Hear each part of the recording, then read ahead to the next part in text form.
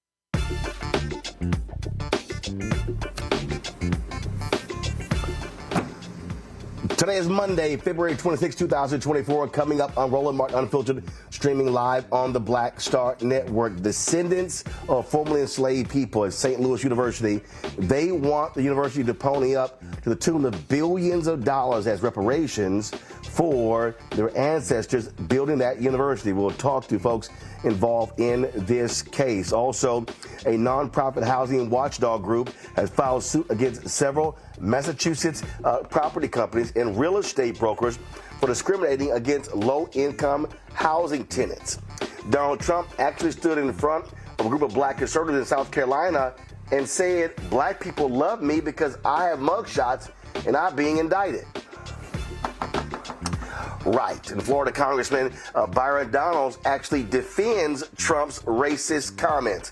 We'll show you what he said. Also, longtime Flint, Michigan advocate and council member Eric Mays has passed away at the age of 65. And the 6th annual Urban One Honors aired last night, celebrating the 20th anniversary of TV One. I was involved in that as well, so we'll show you some of what took place. And Bob Costas, whoa, he does not hold back for what he had to say about Donald Trump and toxic MAGA cult. We'll show you that as well. It's time to bring the funk on Roland Martin Unfiltered on the Black Star Network. Let's go. He's got it. Whatever the miss, he's on it. Whatever it is, he's got the scoop, the fact, the find. And when it breaks, he's right on time and it's rolling. Best believe he's knowing. Putting it down from sports to news to politics. With entertainment just for kicks, he's rolling. It's on go, roll, y'all. It's Roland Martin, yeah. Rolling with Roland now. He's funk, he's fresh, he's real, the best, you know he's Roland Martin now.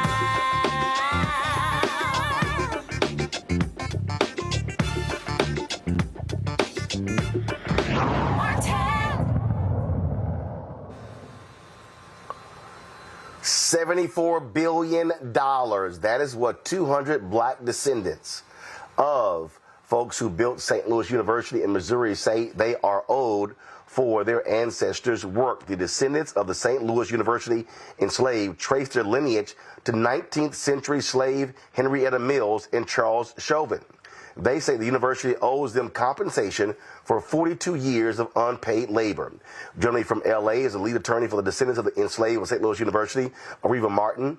Dr. Julianne Malveaux is on our panel. She's also involved in this case as well. Glad to have both of you here. Plus, also on our panel, Dr. Amakongo Dabinga, Senior Professorial Lecturer, School of International Service, American University out of D.C., Renita Shannon, former Georgia State Representative out of Atlanta. Reva, I want to start with you. When did this process start with the descendants, and how did it begin to build? Roland, for lifting this story up. The Catholic Church and the Jesuits decided that they were tired of the narrative that had been put forth that somehow Jesuits were, quote unquote, good slave owners. And so they started their own reconciliation and history and remembrance process, started close to a decade ago, where they actually went and investigated what the history and the relationship of Jesuits were with enslaved people. And what they found was pretty horrific. It was horrible, in fact. Discovered that enslaved people were responsible for the building of most of the 27, if not all, of the 27 Jesuit universities around this country. You may have remembered a couple of years ago, Georgetown made national headlines with its revelation, and that 272 slaves, they called them the GU 272, were actually sold in order to avert a financial crisis for that university.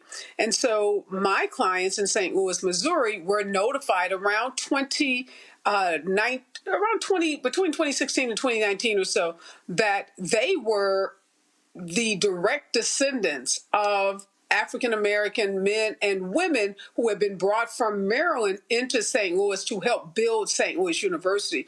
And what we did with the help of Dr. Malveaux, Roland, was do for the first time ever, which was to do an evaluation of what the value of the enslaved labor would have been for those men and women. Because many Jesuit universities have come forward. They have written reports about their investigation. They've come clean about how they treated enslaved people, which again was pretty horrifically, but none had actually done that financial, that economic valuation to tell the descendants what the value of their ancestors' labor was. So at a press conference held in St. Louis on the university's campus, Dr. Domingo was actually there, Dr. Malveaux, working with another renowned professor out of UConn, Dr. Thomas Kramer. We did that. We calculated that amount. And, I want to set the record straight. We're not asking St. Louis University to disgorge $74 billion of stolen enslaved labor. But what we are asking it to do is to take into consideration what that financial evaluation or valuation is when they think about what reconciliation should look like. Because oftentimes they're having these conversations without having those numbers. Well, for all practical purposes, we are not aware of any of these conversations at Jesuit universities, including Georgetown, where that information has been publicly made available to the descendants. And we wanted to do that because we thought it important to give the conversation more heft and for the university to be able to make a real, true commitment to the reconciliation process. You are an economist, and you were involved in this calculation. So walk us through that. How did you arrive at these numbers? Well, we start by looking at what prevailing wages were beginning in 1847 when the first enslaved people came to St. Louis. And Roland, we use the lowest numbers possible. So we're talking about people getting paid 5 cents an hour in 1847. Now, we know that enslavement was a 24/7 proposition, so it's not like people had time off. But in any case, we calculated that, and then we came up with a number, and then we basically did an interest rate calculation. If we use a low interest rate of 3%, we end up with a lower number. If we end up with a modest interest rate, still modest, of 6%, we end up with a $74 billion number. So basically, looking at the value of people's wages, the prevailing wage at that time, not counting, Roland, and it's really important to know, not counting the skilled craft people and others. We just took the basic lowest wage. And Dr. Kramer really did establishing what those low wages basically did with the wrongful death or anything else. You basically take the number and you add the interest rate. And so that's how we came up with the number. And it's really important contextually to do that because St. Louis University is a very wealthy university. They've got a very large endowment. They came up with their report and then they did nothing.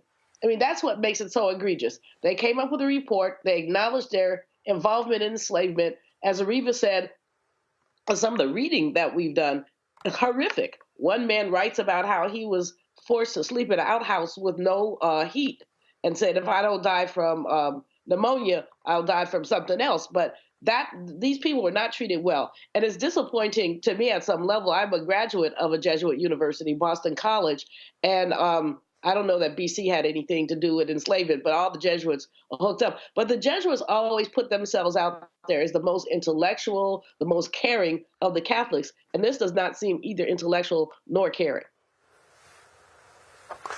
Avrea, to Julianne's point, St. Louis University, their endowment is $1.5 billion. And to me, the reason I think this is different than your typical, when you see these discussions with regards to reparations, is that you're able to very clearly establish how it was built and the labor that it was built with. And so therefore, they are thriving today as a result of that free labor. And so when you're talking to them, what other comparisons are you using to show as a standard example of how reparations have been paid out for similar cases?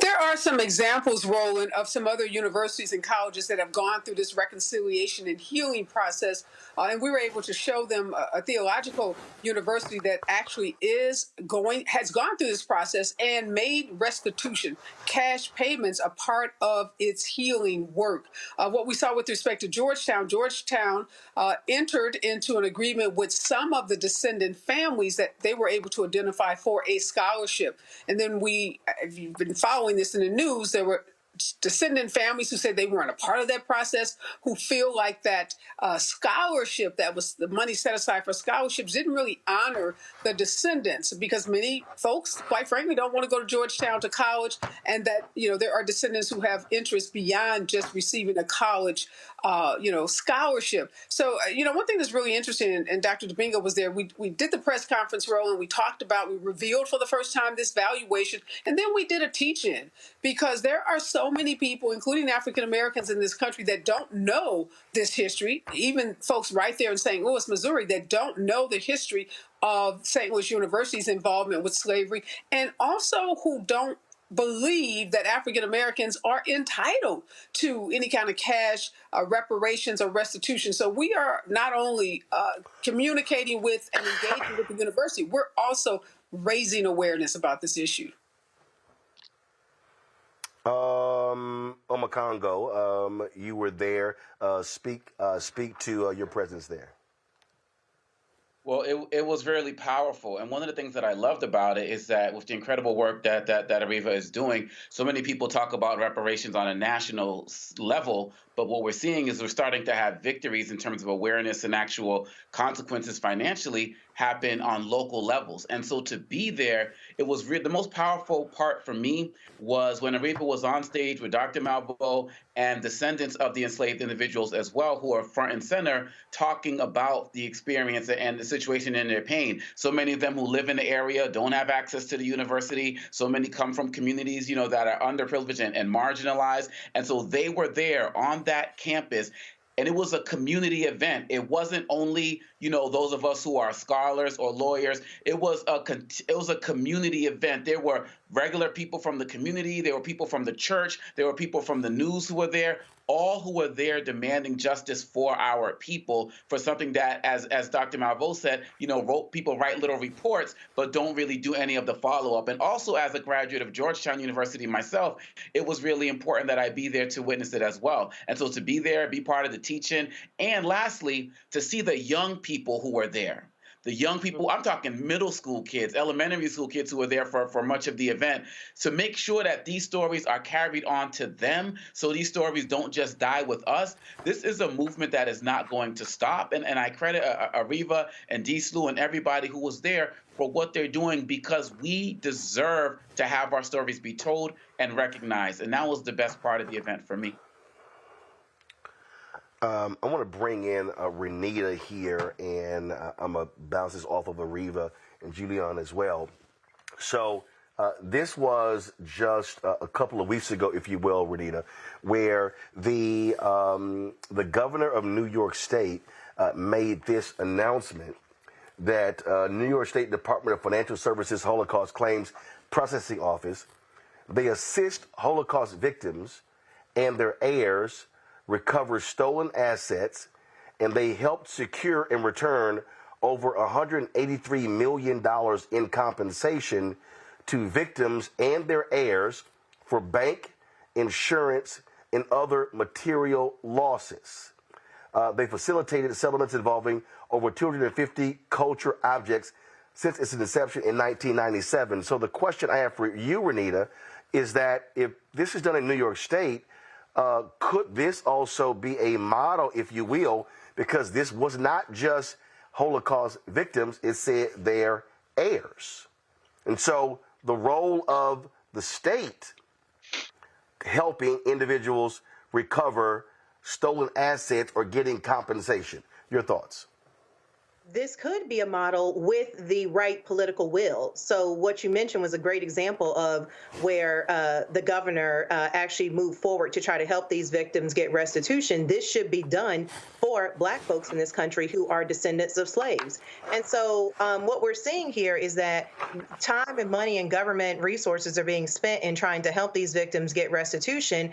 It is purely a lack of political will, and I would say a continuation of anti-Blackness that you don't see a lot of these programs spring up to make a way for Black folks to be paid restitution for slavery that occurred for us. And so this could be a fantastic model. I would say that New York also has, reparations to pay to Black folks. So if I'm living in New York, I'm looking at that like, well, I'm happy for them, but we would love to get this assistance as well with being paid reparations, which, as Amakongo mentioned before, we've only seen at a very, very local level some city councils that have tried to move forward with some reparation packages that have not included actual cash, but have included other resources. And so we've had very, very little movement on this. And it is time for government entities to really step up and assist with getting reparations in whatever way they can.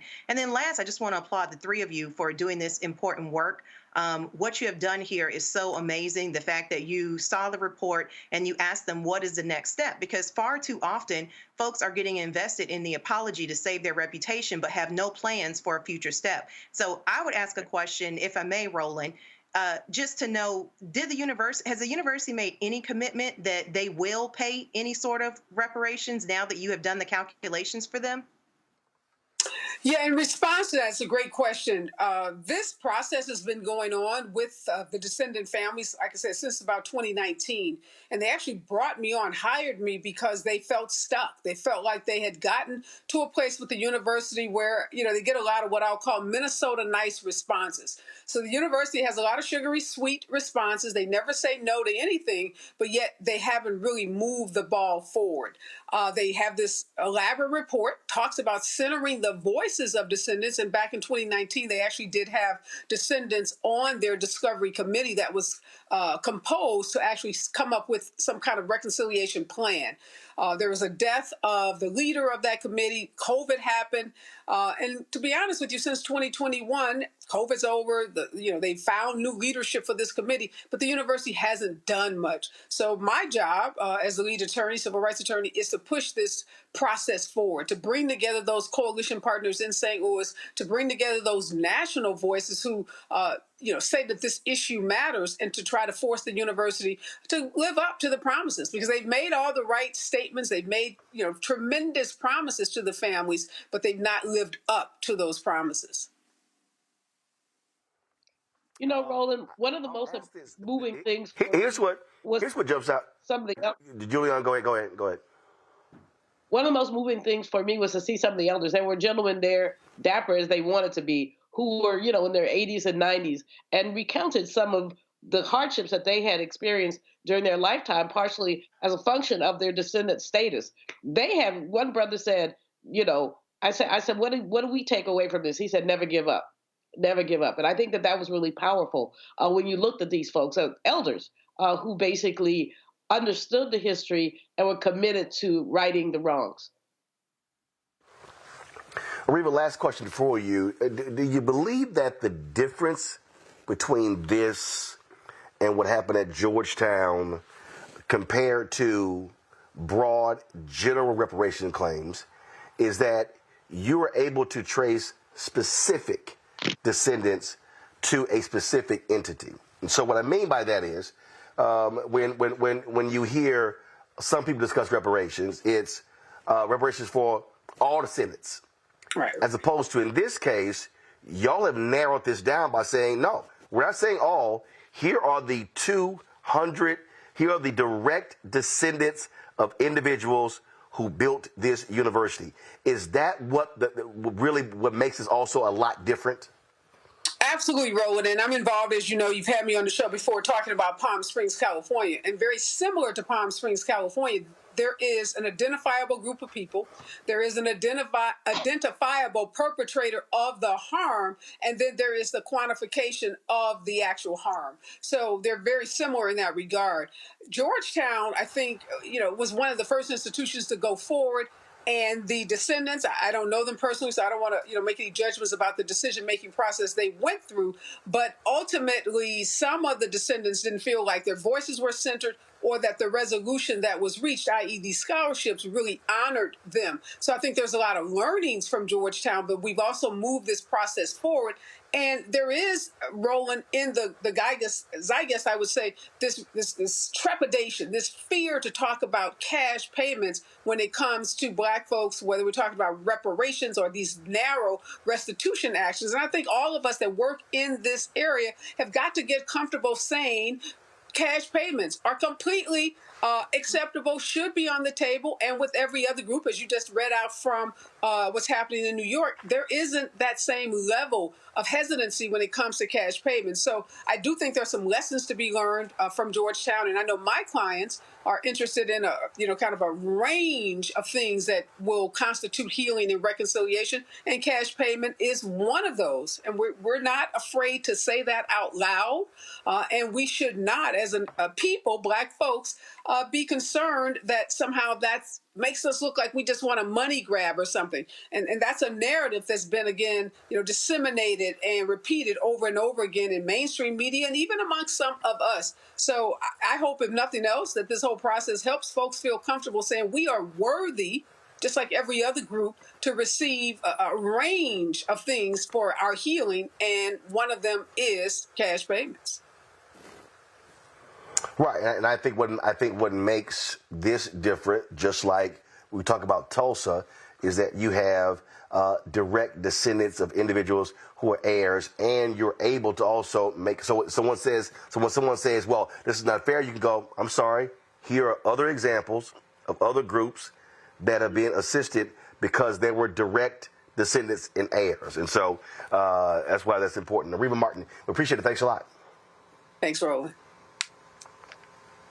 All right, folks, going to a break. We'll be right back on Roland Martin Unfiltered right here on the Black Star Network. Check this out. Joe Biden and Kamala Harris are investing a record $7 billion into HBCUs. Billions for campus improvements, grants, and debt relief. Billions more for HBCUs. Endless possibilities for us. For the last 15 or maybe 16 years, 18 years, I'll say, when I moved to LA, I hadn't had a break. I hadn't had a vacation, probably a week vacation here or there. Right. This year, after I got finished doing Queen Sugar and we wrapped it out, because I knew I had 2 TV shows coming on at the same time, I said, I'm going to take a little break. So I've been on break for the first time, and I can afford it now. Praise God. You know what I'm saying? Right. So I can afford it. I'm like, I can sit back and ain't got nothing to worry about, man. But this was the first time in almost in 2 decades that I've actually had time to sit back and smell the roses.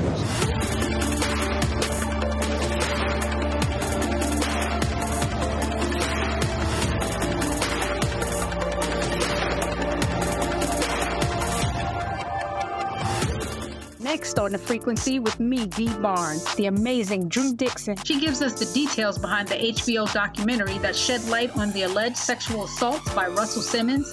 And we're talking about the Netflix documentary, Ladies First, right here on The Frequency on the Black Star Network.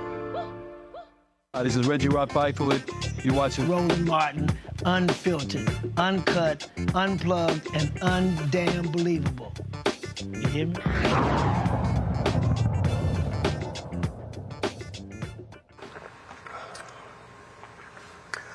A lawsuit has been filed against several Boston area landlords and real estate brokers for discrimination. The Housing Rights Initiative say they investigated these folks with using testers and found landlords and brokers refused to rent to tenants with government-subsidized housing vouchers. That's against the law. Joining us from New York is the founder and executive director of Housing Rights Initiative, Aaron Carr. Aaron, glad to have you on the show. I did a podcast with Patrick Bet-David, called himself an independent. He's a conservative. And he tried to tell me that, systemic racism in housing doesn't exist. I then talked about census tracts and I talked about appraisers. Then he tried to poo-pah it. I don't believe it. And tried to suggest that what y'all went through doesn't exist. And I kept trying to explain to him it's real.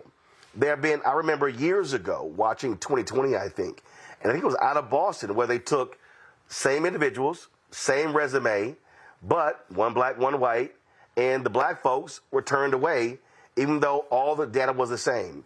So walk us through how did y'all use your testers?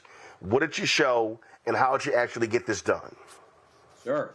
Thanks for having me. I mean, one thing to understand about housing discrimination is that it is never an isolated incident. It's usually part of an industry-wide problem. And industry-wide problems require industry-wide solutions. So to combat this issue, our watchdog group conducted a year-long sting operation in Boston, where our undercover investigators basically pretended to be tenants with housing vouchers. And our investigators scoured rental listing websites for apartments and then proceeded to contact those brokers and landlords to determine if they were in compliance with the laws. And basically on these recorded exchanges, which were largely done by text message, our investigators would ask questions that you'd expect any actual tenant to ask, right? How much are utilities? What's included in the rent? And then towards the end of every conversation, our investigators would pop the $1 million question. Do you accept housing vouchers? And in many cases, the real estate company said no. So to put it, in summary, these landlords, these brokers, this real estate industry factually and undeniably broke the law, and they broke it with reckless abandon. And these housing vouchers, this is from the federal government. It doesn't indicate that, oh my God, these are awful people with criminal backgrounds. But based upon, look, I've spent years covering housing in my career, and that is the automatic assumption that people make if you have a federal housing voucher. That's right. Many landlords stigmatize people with rental assistance, right? As you just said, as bad, defective, and unworthy. But my question is, how is a family with children unworthy? How is a disabled veteran who risked their life for our country unworthy? How is a senior citizen who wants to live independently unworthy? How is a woman escaping domestic violence unworthy, right? These are the faces of voucher holders. And the notion that voucher holders are unworthy is just something that is manifested itself time and time again during the course of our investigation. And the most important thing to know about that is that there is little merit to it. There are two states, Oregon and Washington, that provide something called a damage mitigation fund for landlords who participate in the voucher program. And this is basically where the government will compensate landlords if voucher holders damage their properties. And guess what? Landlords have only used these funds a handful of times in both states over the past 5+ years, proving that these concerns are non-existent and they're completely overblown. And of course, what this does is it contributes to the housing crisis because you're not providing opportunities for these people who are looking for a place to live. That's right. I mean, brokers and landlords are the gatekeepers of housing, and they get to decide where families live, where people work, and where children get to go to school. And that's the thing about housing discrimination. It goes beyond the walls of housing and literally touches upon everything. And you mentioned before that your conservative friend basically said, this is not a big deal. It doesn't exist. And what I want the American public to understand is that housing discrimination is not just an attack on tenants. It's actually an attack on taxpayers, because homelessness is both morally reprehensible and, as conservatives might put it, it's fiscally irresponsible. Because when families are unable to use their vouchers due to housing discrimination, what happens? They become homeless, right? And homelessness increases homeless shelter costs. It increases healthcare costs. It increases court costs, unemployment costs, right? All costs across the board. So housing discrimination doesn't just impose a cost on tenants, it imposes a cost on our society. And if we as a society don't do more to solve homelessness, then we as a society will continue to pay the cost of not solving homelessness, which is bad for everyone. So what I want the public to understand is that we all have a stake in this. Whether you are a tenant, whether you are a taxpayer, this is a community affair. Questions from the panel. Omokongo, you first. First of all, as a Boston native, I really want to thank you for exposing this. And having lived there for so long and seeing the consequences of housing policy up front, it's been so problematic for so long. And you're also based in New York. And so given the work that you do, how are you seeing this manifested on a nationwide level? And is it getting worse? So we are doing this work in California. We're doing this work in Boston. We're doing this work in New York City and a couple of other places. And I would say that the areas where it is most prominent are the areas that lack housing and affordable housing. So I think supply shortages, affordable housing shortages, that is where we are seeing the highest levels of discrimination, which makes total sense because when landlords aren't desperate for tenants, they tend to get very choosy and very discriminatory. So there's two things we need to do here. One, we need to proactively and enforce our fair housing laws unapologetically and systematically, and we also need more affordable housing. Renita?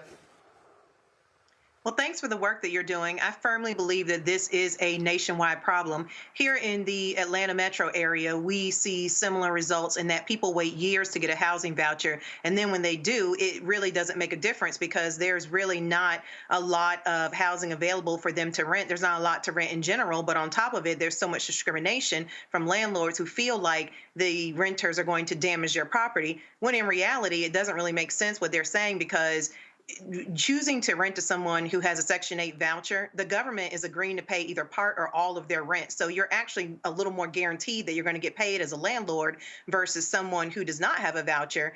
And, you're just sort of rolling the dice that they will actually be able to pay.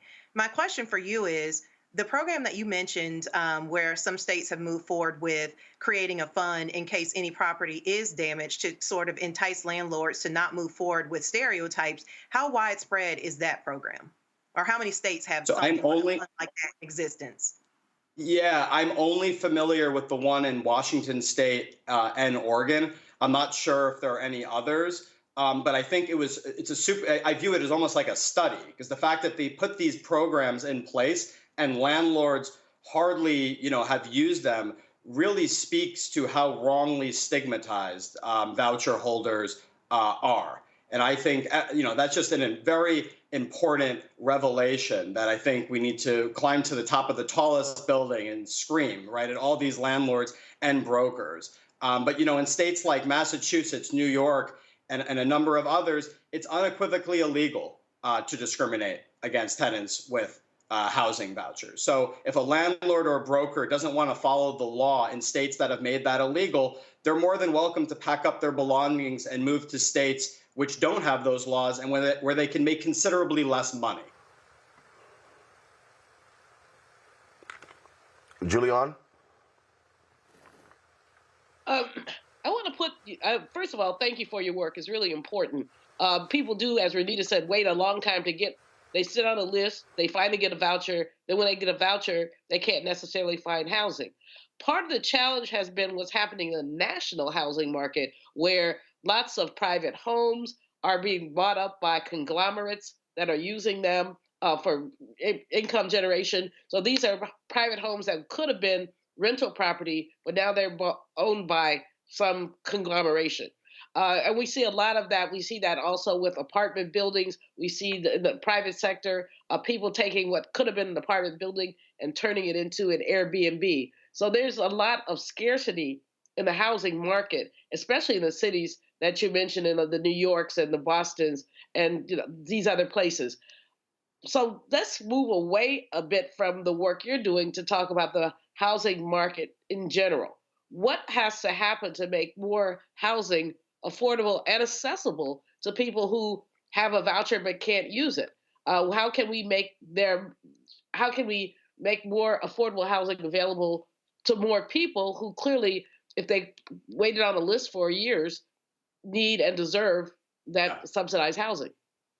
I think the first thing is there was a study by the Department of Housing and Urban Development that basically found that in landlords and communities with tight housing markets, as I mentioned before, were significantly more likely to discriminate against voucher holders. And the success rates of voucher holders in very tight markets was only 61%, and in looser markets was 80%. So there's a lot of exclusionary zoning, right, that's happening in areas like New York City and Boston that are intended to reduce housing supply. Beyond just regular housing supply, we also need the federal government and states and localities to spend more money on deeply affordable housing, right? And especially even housing perhaps that's owned by nonprofit landlords who may be more mission-driven, maybe more willing to rent to voucher holders. And then outside of supply, right, in states that have these prohibitions on, discrimination, we really need governments to step up to the plate and enforce the law. I mean, I love my nonprofit. I'm really proud of the work that we're doing, but I don't want governments to over-rely on us. I want them to be proactively and systematically enforcing our laws. Because as impressive as I think, this investigation in Boston was, whatever we can do, the government could do 1,000 times better if it had the resources and political will to get the job done. So at the end of the day, we need more housing, we need more affordable housing, and we need to build back government capacity, because that's really how we're going to reduce homelessness in some of the tightest markets in the country.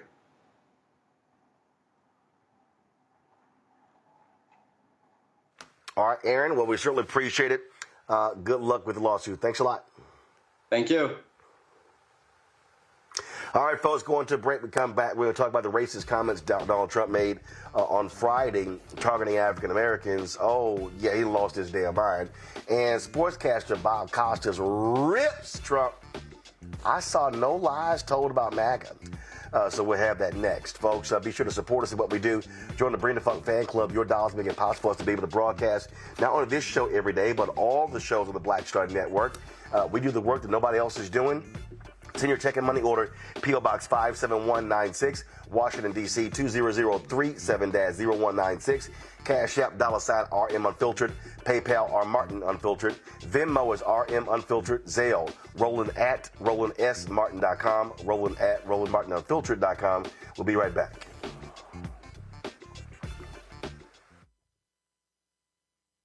You heard why we're marching, and it's really a launch. It's not even a march. We're launching That's right. a 42-week campaign. March the 2nd at 10 o'clock in Raleigh and 33 other state capitals and the District of Columbia.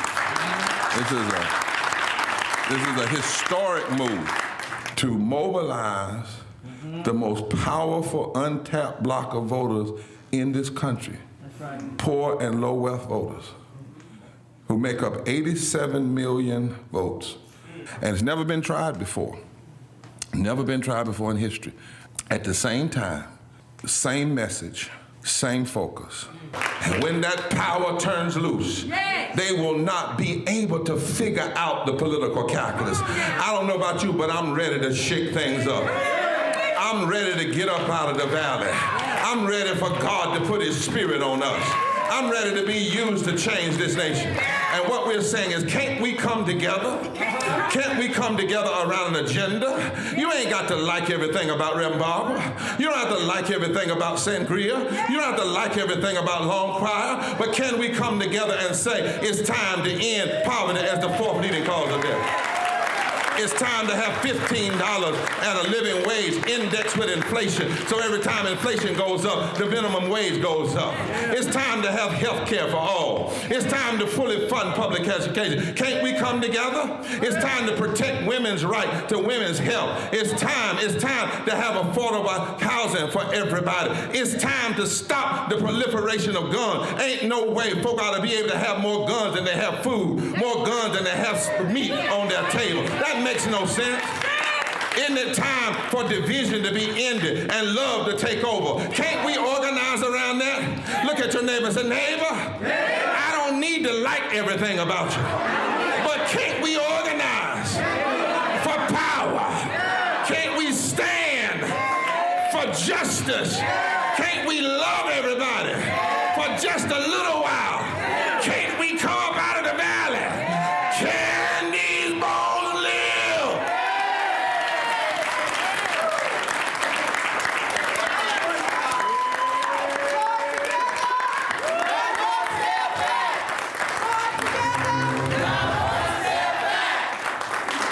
up, y'all? This is Wendell Haskins, a.k.a. Win Hogan at the Original T Golf Classic. And you know I watch Roland Martin Unfiltered.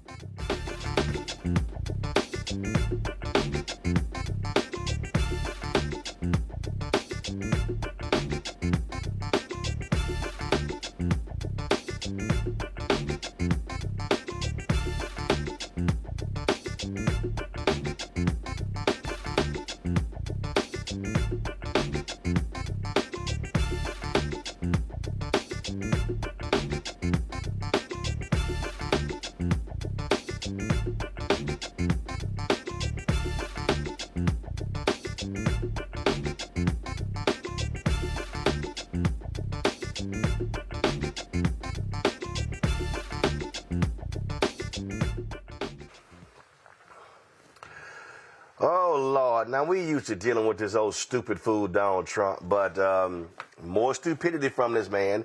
He stood in front of a room full of black conservatives. Well, you look at the pictures, most of the folks in the room were white.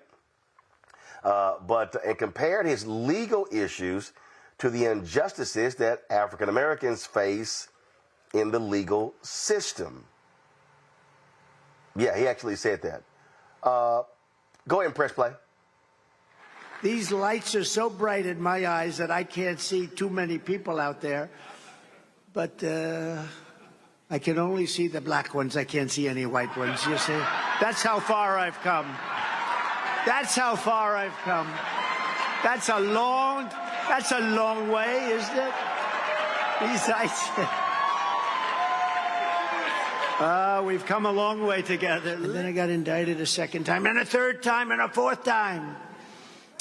And a lot of people said that that's why the black people like me, because they have been hurt so badly and discriminated against. And they actually viewed me as I'm being discriminated against. It's been pretty amazing. But would you rather have the black president or the white president who got $1.7 billion off the price? I think they want the white guy right now.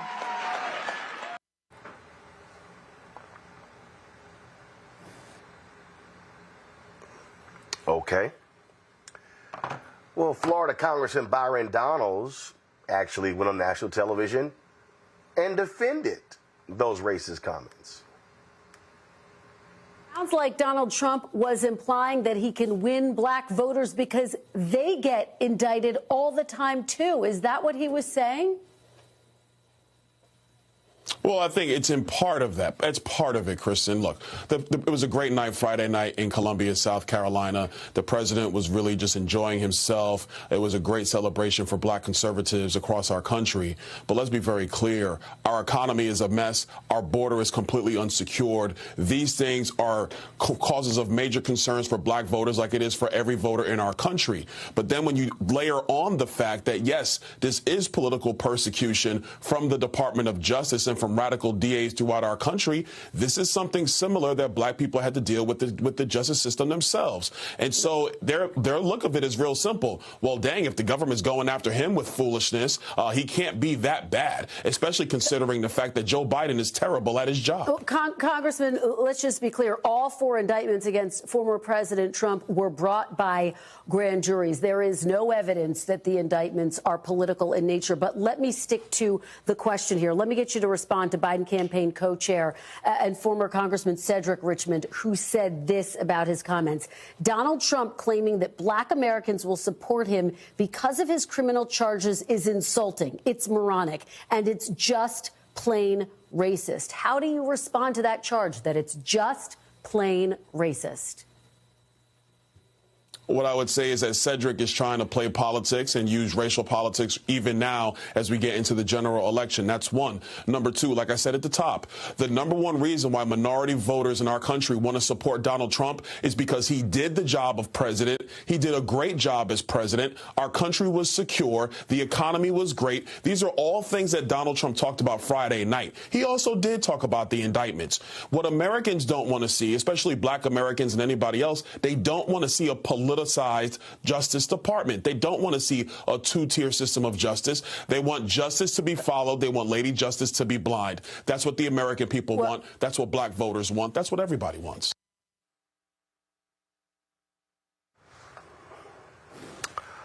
Okay. So let me sort of unpack this right here. Donald Trump don't give a damn about black people. Donald Trump don't love black people. Donald Trump don't like black people. If I got to remind y'all that Donald Trump's great-grandfather was a pimp, his daddy attended a KKK rally, got arrested there. Don't forget that Donald Trump himself started his housing career with his daddy, discriminating against black people. They would write a C at the top of the application. So let's just be real, okay? He called African nations shithole countries. Does not care about us at all. And he thinks a few rappers saying good things about him means that he cares.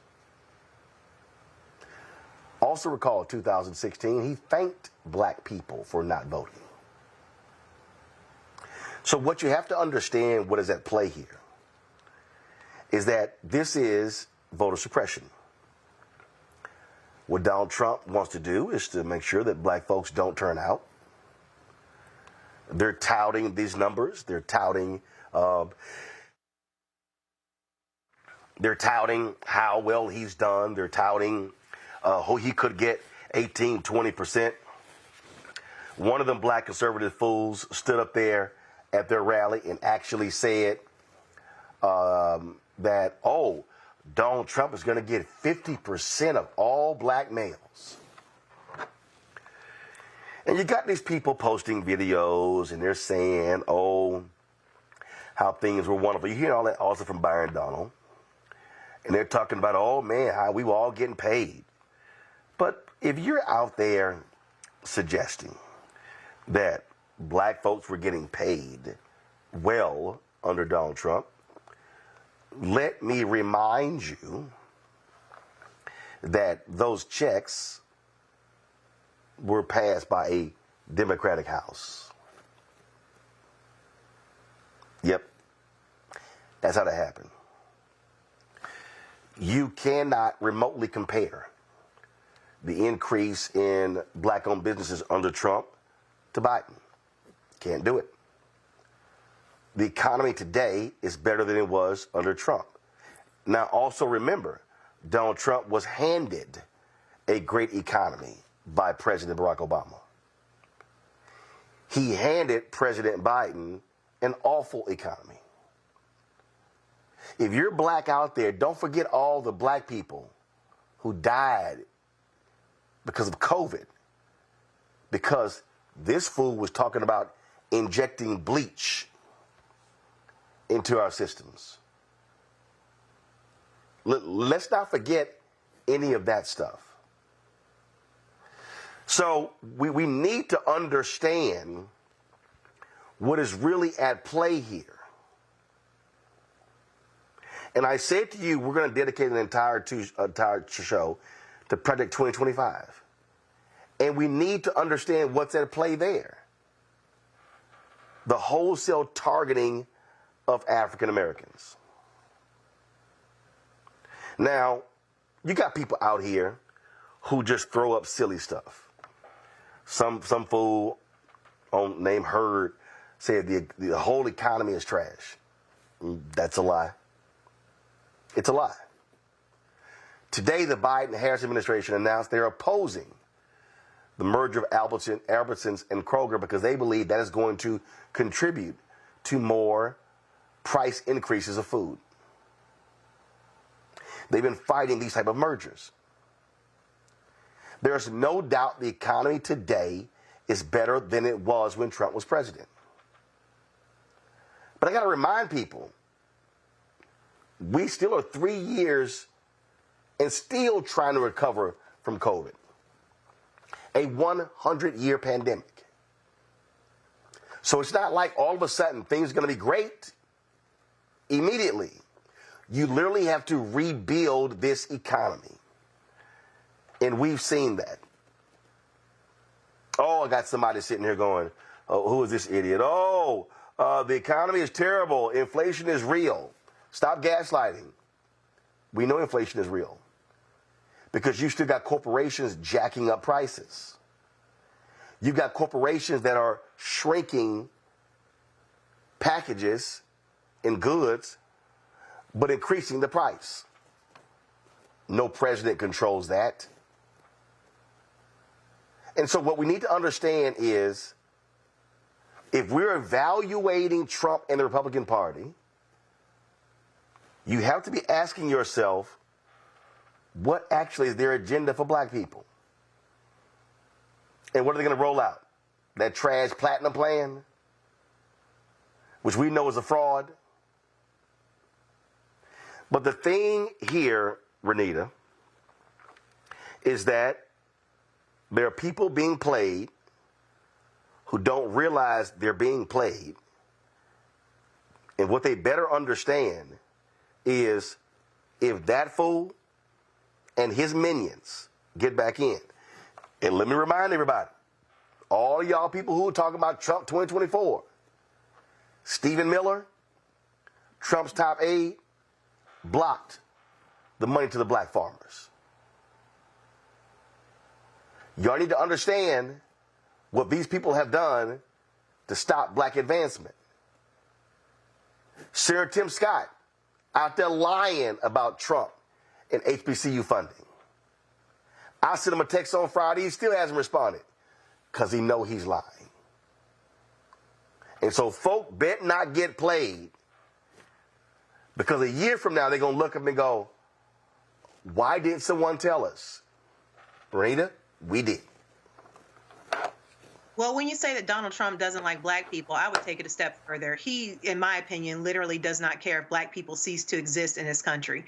And his comments about him being indicted is going to make him better relate to black folks. You know, he got one thing right when he said that black people are being over-indicted in our current criminal legal system. But he's not going to do anything to affect that, whether he wins or loses an election. And so his comments between this and the sneaker release last week just really continue to make the point that he does not understand black voters. I say that because, number one, black people take voting very, very seriously. And we do not make decisions about voting based off of sneakers and mugshots. That is not how the black community works. In fact, the largest fight that we are having within the black community has been people deciding whether or not they're going to vote. All of that is based off of people taking voting very seriously and understanding the power of voting. Donald Trump saying that black folks will want to see him, you know, get out of this and not be held accountable and that will make them more relatable to black voters is absolutely garbage. What black people want to see is that finally in this system that almost never holds white rich men like himself accountable, that he actually will be held accountable. That is what black people want to see. And then last but not least, for Byron Donalds, you know, I bet that he had to practice his little speech that he gave to the news reporter several times in the mirror, because for him to say with a straight face that the economy was better under Trump is absolute garbage. Here in Georgia, our unemployment fund, our system crashed several times, was nearly broken. We had issues with, you know, being able to pay folks because of the amount of unemployment that was requested all at once under COVID. And Trump did nothing to try to shore up states and helping them with paying for unemployment. He did nothing to try to support Americans at a time when we had a unprecedented pandemic. And so, you know, I'm not a person who believes that the president, I think that the public thinks that presidents have far more control over the economy than they actually do. But in no universe, when you compare the Trump economy and the Biden economy, even with inflation prices, can you say with a straight face that the Trump economy was better? So I think that, you know, what Byron is saying will fool some people who won't do their research, but they should know that he is just bold-faced lying. And I think he probably had to practice those bold-faced lies a lot in order to get that out with a straight face. And, Julianne, the thing that people need to understand is that when you're talking about the economy and when you're talking about what needs to be done. Like you got idiots like Sean Dupree, right? He goes, Roland hates the fact that black men are abandoning the Democratic Party. Well, Sean Dupree, Republicans are abandoning the Affordable Care Act. Black health care, in terms of those uninsured, is at its lowest ever due to the Affordable Care Act. Guess who wants to get rid of that? Trump and the Republicans. We would be stupid, Julianne, to vote for that fool and these MAGA cult folks and put them back in office. Well, Renita said there's something that's very essential. Do your research. The fact is that what the Orange Man has done is that he's worked on the most racist tropes there are. Black people like me because I've been indicted. Give me a you-know-what break. That's absurd. It's ridiculous. It's insulting. These golden sneakers or whatever he has, black people like, according to him, these sneakers. Again, absurd, insulting. But people have to do their research. There have been a spate of stories in the past month or so, really starting in late November, talking about black men abandoning the Democratic Party. I haven't seen any hard surveys, but you keep hearing these stories. Brothers are abandoning. And I will tell you, my male sibling, who I fight with all the time, he voted for Trump in 16. He did not vote for him in 20. And I said to him, he has 4 sisters. I'm like, fool, why would you vote for that man? Here's what his answers were. Number one, he likes the fact that the man is Orange Man is the entrepreneur. Number two, he likes his machismo, which I think is just disgusting. And number three, he has issues with immigration. And he feels that Trump will have a harder line on immigration. He's in construction, and he can tell you stories about how immigrants come in and they low bid, in construction jobs. First of all, your brother also got to understand Trump used illegal immigrant labor at Mar-a-Lago and Bedminster. Exactly. We have had it's 20. He don't hate illegal immigrants when he can use them. And damn it, he married one. No. There you go. But the fact is that the spate of stories keeps coming out, and what I'm learning or noticing, like with my brother and some of his friends, is they see the stories and they feel, well, see, other brothers are leaving too. So the issue is, as again, I just go back to what Renita said and talking to some people today, do your research. Get for real. This economy is better than it ever was under the Orange Man. We have a very solid economy. Inflation is our biggest challenge, but it's coming down. The unemployment rate has been below 4% for almost a year. The 2-to-1 black to white unemployment ratio, that has broken.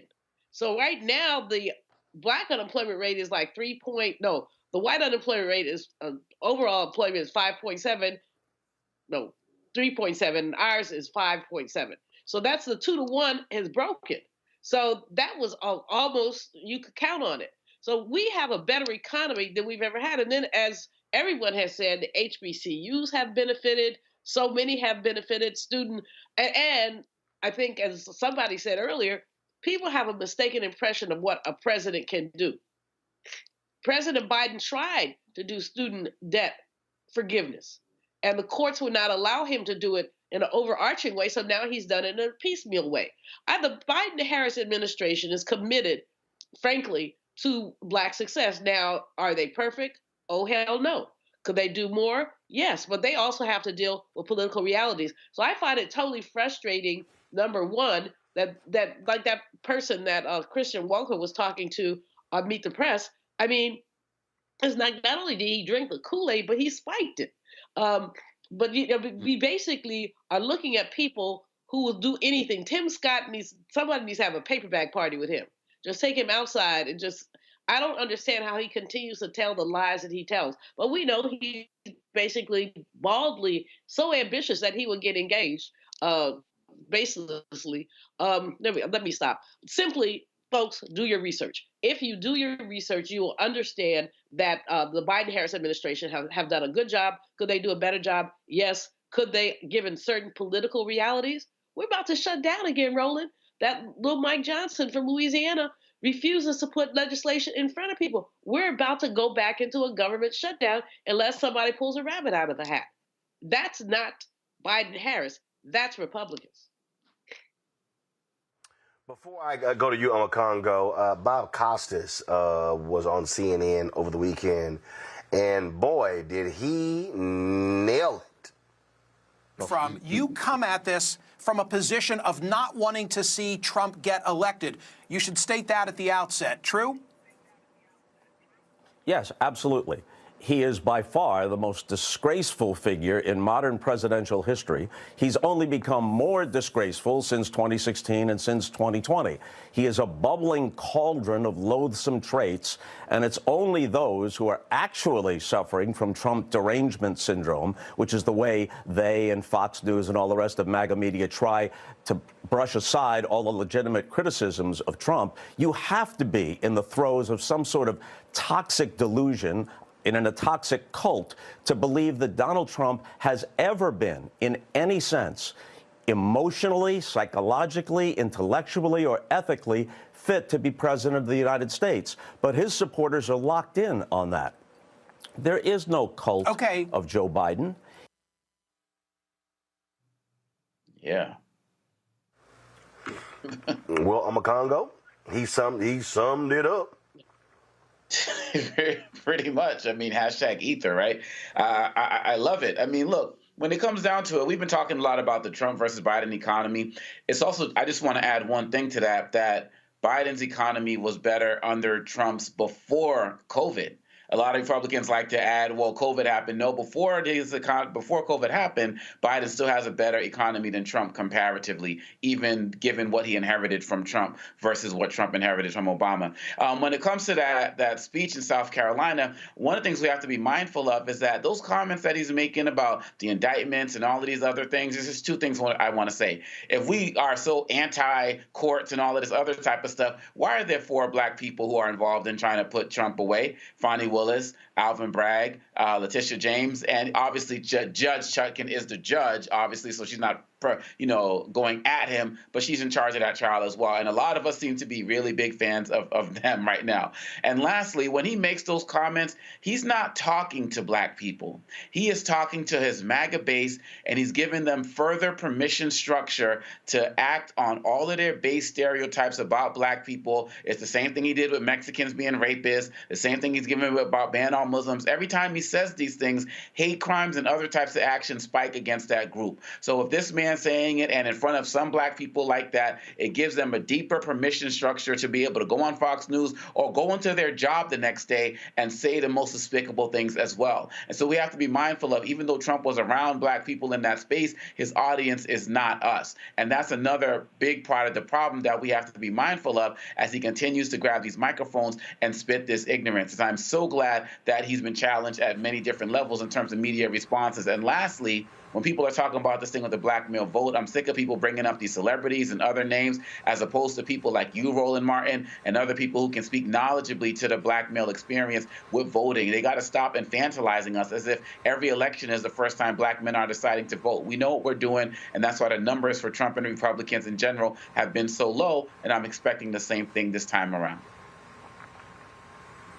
All right, folks, hold tight 1 second, going to a break. We come back.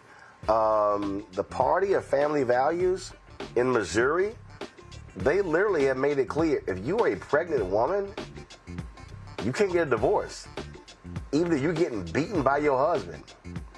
And you notice how all these Republicans are running for cover over in vitro fertilization? How stupid are some of these people who had babies through in vitro who now want to ban it?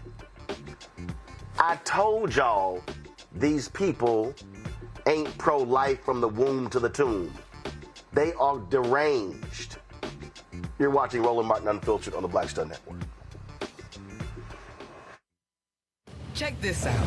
Joe Biden and Kamala Harris are investing a record $7 billion into HBCUs. Billions for campus improvements, grants, and debt relief. Billions more for HBCUs. Endless possibilities for us. Hatred on the streets, a horrific scene. A white nationalist rally that descended into deadly violence. White people are losing their damn minds. An angry pro-Trump mob storms the U.S. Capitol. We're about to see the rise of what I call white minority resistance. We have seen white folks in this country who simply cannot tolerate black folks voting. I think what we're seeing is the inevitable result of violent denial. This is part of American history. Every time that people of color have made progress, whether real or symbolic, there has been what Carol Anderson at Emory University calls white rage as a backlash. This is the rise of the Proud Boys and the Boogaloo Boys. America, there's going to be more of this. Here's all the Proud Boys, guys. This country is getting increasingly racist in its behaviors and its attitudes because of the fear of white people. The fear that they're taking our jobs, they're taking our resources, they're taking our women. This is white fear.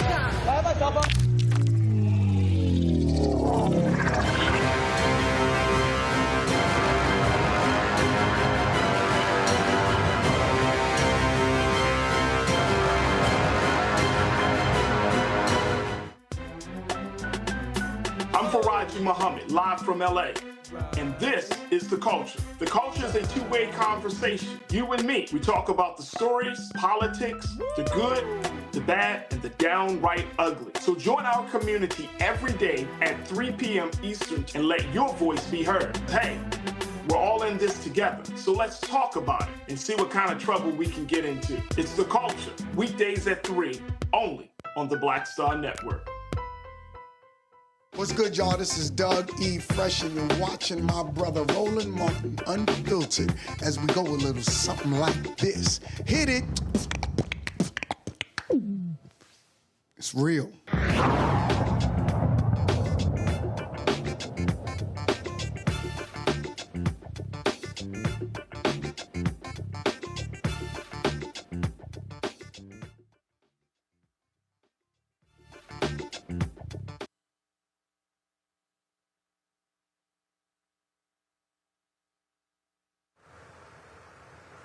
Okay, got Black and Missing, folks.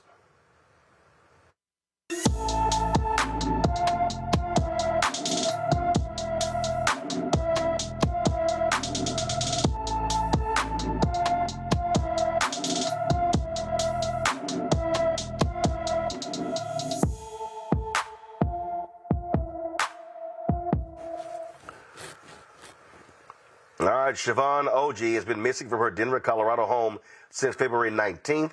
The 17-year-old is 5 feet 7 inches tall, weighs 120 pounds, with black hair and brown eyes. Anyone with information about Siobhan Ogle is urged to call the Denver, Colorado Police Department at 720-913-2000,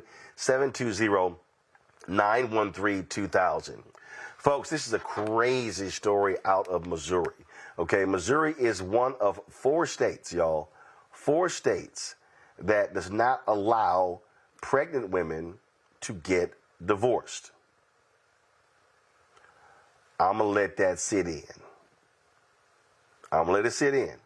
So if you're a pregnant woman in Missouri, and let's say you're in an abusive marriage, well, Missouri judges cannot legally finalize a divorce if a woman is pregnant. A mom-to-be can still file for divorce in Missouri, but the court must wait until after the woman gives birth to finalize child custody and child support.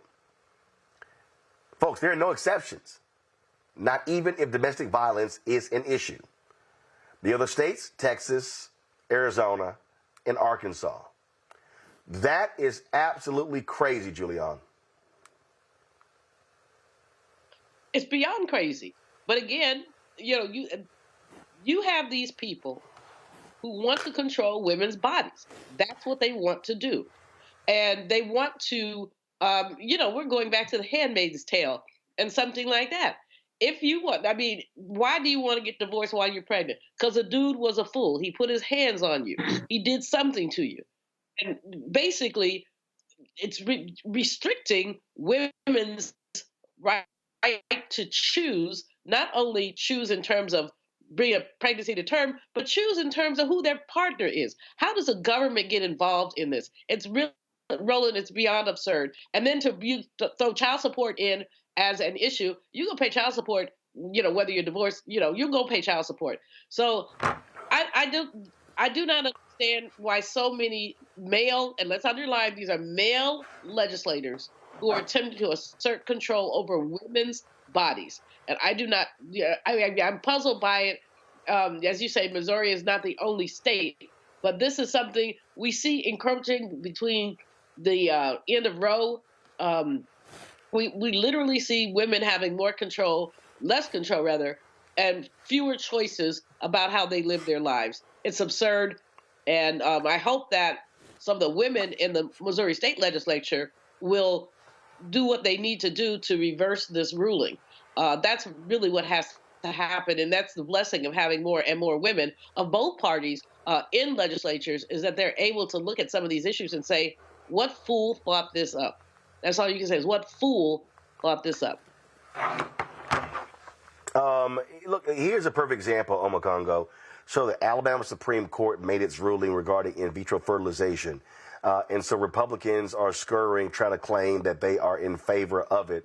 Go to my iPad, y'all. So check this out. Here you have a Republican. This is crazy. Michelle Steele, a Republican congresswoman from California, is sponsoring a bill to ban all abortions nationwide and ban IFV nationwide, even though she had a kid through IFV. These people are absolutely demented. Wow. And, it kind of goes in line of that Jimmy Kimmel skit that came out over, last few days, where they're asking, Trump supporters about their thoughts about Biden, and then they trash him. And then they say, oh, I meant to ask about Trump, because they were asking questions about Trump and shin splits and stuff. And then the people automatically switch their critique to praise when they switch from Biden to Trump. This is what's going on right now. They have no morals, and they all feel like no matter what happens, no matter what these judges do, no matter what Trump does, they have to just fall in line to support these platforms. And this is what is really important that we have to understand. People talk about how could Trump be embraced by these white evangelicals and the like. He's not a moral man. He goes against what they're supposed to be about. And I heard someone say this on another show today. It's not about the morality, it's about the power. And Trump and his ilk are giving these guys access to power so that after that, they can do whatever they want in terms of their moral platitudes and a lot of the nonsense that they're spewing. That judge in Alabama was citing the Bible in his ruling on IVF. And here we are supposed to be in a country that's supposed to, believe in separation of church and state. Mike Johnson doesn't believe in the separation of church and state. Trump will say whatever these white evangelicals want to hear so that he can go along with them as well. This is part of the concern. This is about sending women back to the 1950s and 60s and 70s in order to assert power, period, bottom line. And so this is where the time where we have to all get on the good foot and realize that it's not just about what he would do to black people. It's not just about what he would do to rounding up people who are migrants or Muslims. It's not just about what he would do to the poor. It's about all of this combined with all of the hate and insensitivity that is directed towards women as well. These men are misogynist. They don't care about women. And the example that you gave with that representative shows that many will fall in line in order to feel like they have some semblance of power with the men as well. And if we don't get this together in 2024, that's going to go from 4 states to 25 to 30. Who knows? But now is the time that we're putting everybody on blast. It's really the time to take action now, literally before it's too late. And listen, Julianne, this is very simple. And I saw a story over the weekend that talked about this here. How these white evangelicals, they've just made it clear, this is about power. It is not about morality. It ain't about none of that stuff. This is about power. And what these people want to do, and listen, everybody who's watching, if y'all think we're joking here, they coming after birth control. They're coming after everything. They have a hardcore conservative view, and they are exercising that power. And if they cannot get it at the federal level, they will use their control over state legislatures to get it done. You know, Roland, in Marxian terms, this is about control of the means of production. Women are producing labor markets, labor forces, and this is about controlling the means of production. You don't want to pay people, you don't want to feed people, but you want to have people to basically work in your factories, work on your farms, work in production. That's all it is. It's about controlling the means of production. Now, you can hide that nonsense in the Bible if you want to. And again, as Omakongo said, we're supposed to be about the separation of church and state. We are not a theocracy. I mean, so how do we get the Bible woven into conversations about women's rights? Because we all know, even those of us who are Christians, that the Bible implicitly is misogynistic. Implicitly. Now, we have wonderful pastors like Barber and my pastor Bill Lamar and others who basically push the envelope on that. But we know that the Bible in its inception is misogynistic. So when this man spouts the Bible, what he's really saying is, I am man and you are woman and you are less. And white conservative women better wake up, because they enjoy the freedoms that progressive women have fought very hard for. But by throwing their hat in the running behind the orange man, what they're doing is they're cutting off their nose to spite their face. And it's just ridiculous. Look, Renita, this is Speaker Mike Johnson here on Fox News. And I need people to, again, understand, listen to what he's saying. This is the person who is the Speaker of the House, who's controlling that agenda. Listen to this and watch. He wants a total abortion ban with no exceptions. He supported bans that would not only criminalize abortion, but ban IVF treatments and common forms of birth control, and that you voted against access to contraception. Where are you on these issues? Is that an accurate assessment of where you are? Because that's not in step with the American people. No, Shannon, look, I'm pro-life. I've said very clearly, I'm a Bible-believing Christian. I believe in the sanctity of every single human life. So I come to Congress with deep, personally held conviction. He wants a total abortion ban with no exceptions. He supported bans that would not only criminalize abortion, but ban IVF and common he says forms it right of birth there. control. I've got my deep held convictions, and they are what he's talking about. He may not get it in Congress, but they absolutely are imposing this across the country in various states. And these thoughts, none of this is brand new.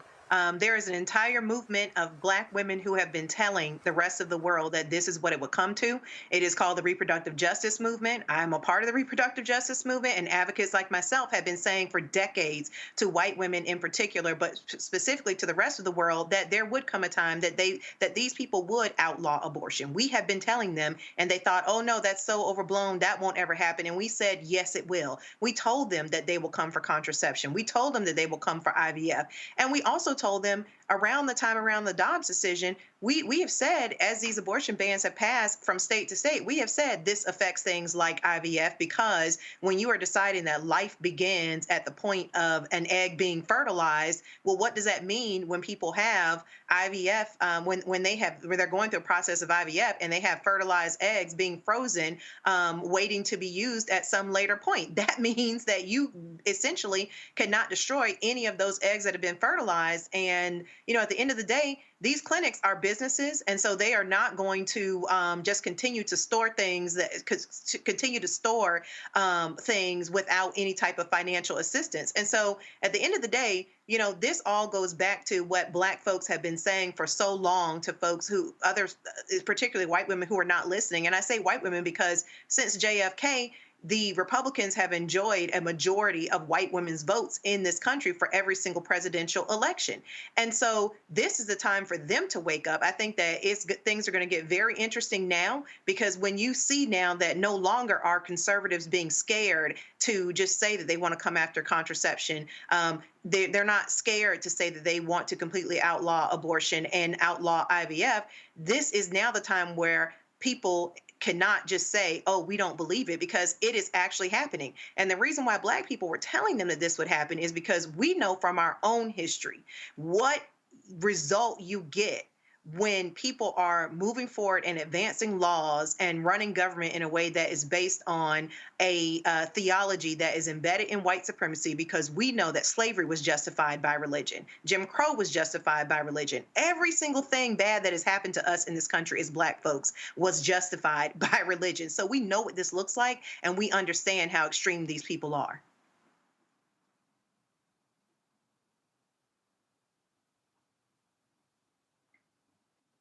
In fact, here is Mike Johnson. Here's Mike Johnson, literally blaming mass shootings on no-fault divorces, which they blame women, feminism, and Roe v. Wade. Y'all need to be aware of what these people are saying and doing, y'all. So, folks watching, check this out. You remember in the late 60s, we invented things like no-fault divorce laws. We invented the sexual revolution.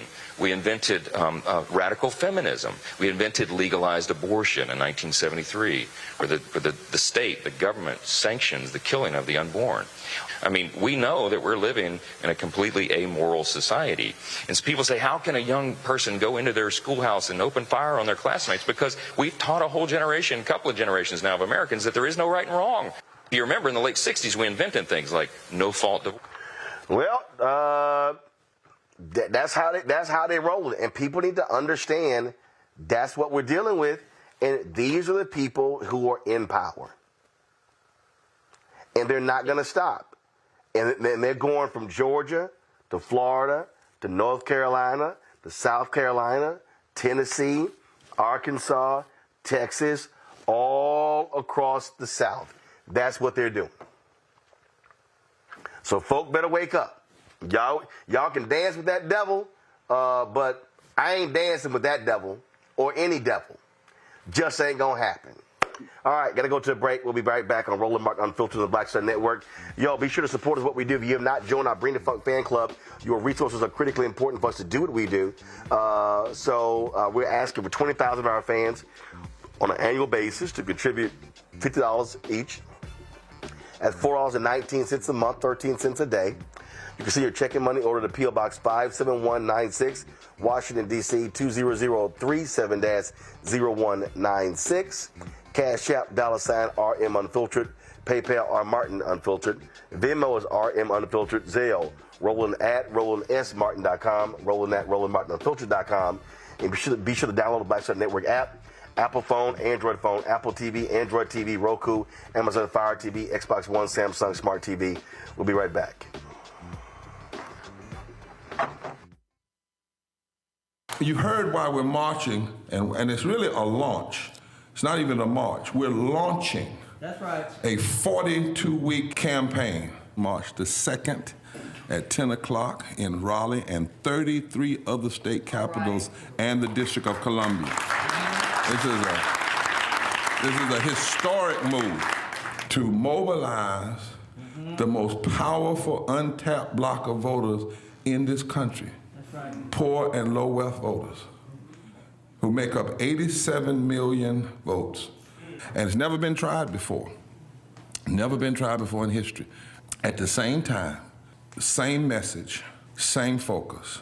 And when that power turns loose, they will not be able to figure out the political calculus. I don't know about you, but I'm ready to shake things up. I'm ready to get up out of the valley. I'm ready for God to put his spirit on us. I'm ready to be used to change this nation. And what we're saying is, can't we come together? Can't we come together around an agenda? You ain't got to like everything about Rembaba. You don't have to like everything about Sangria. You don't have to like everything about Long Choir. But can we come together and say, it's time to end poverty as the fourth leading cause of death? It's time to have $15 and a living wage indexed with inflation. So every time inflation goes up, the minimum wage goes up. It's time to have health care for all. It's time to fully fund public education. Can't we come together? It's time to protect women's right to women's health. It's time to have affordable housing for everybody. It's time to stop the proliferation of guns. Ain't no way folk ought to be able to have more guns than they have food, more guns than they have meat on their table. That makes no sense. Isn't it time for division to be ended and love to take over? Can't we organize around that? Look at your neighbor and say, neighbor, I don't need to like everything about you, but can't we organize for power? Can't we stand for justice? Can't we love everybody for just a little while? Can't we come up out of the valley? Can these bones live?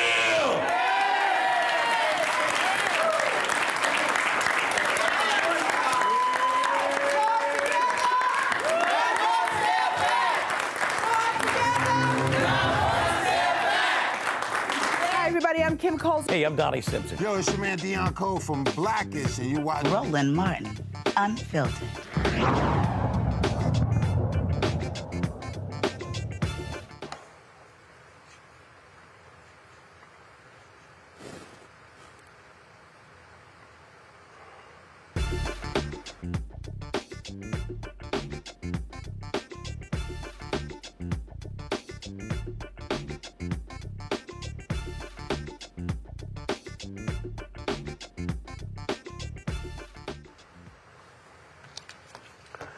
All right, folks, some sad news out of Flint, Michigan over the weekend. Outspoken and sometimes controversial councilman Eric Mays has passed away. Mays was serving his third term on the Flint City Council. He gained nationwide notoriety during the Flint water crisis, often clashing with other city leaders. Reports say Mays died of natural causes after an illness.